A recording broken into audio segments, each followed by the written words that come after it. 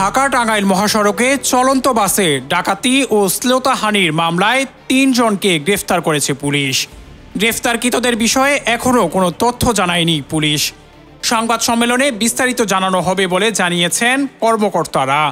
গত মঙ্গলবার রাতে ঢাকা থেকে রংপুরগামী আল ইমরান পরিবহনের একটি বাসে ডাকাতি হয়।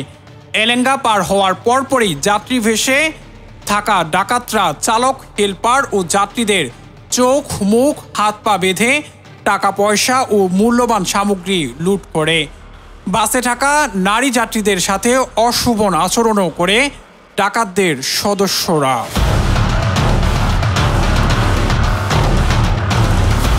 পরে বাসটি ঘুরিয়ে আবারও নিয়ে আসা হয় সাভারের আশুলিয়ায়। রাতভর কয়েক দফা একই রুটে বাসটি নিয়ে যাওয়া আসা করে ডাকাত দল। ভোরের দিকে টাঙ্গাইলের শিবপুর এলাকায় বাসটি রেখে পালিয়ে যায় তারা। এ ঘটনায় সদর থানায় ডাকাতি ও শ্লীলতাহানির মামলা হয়।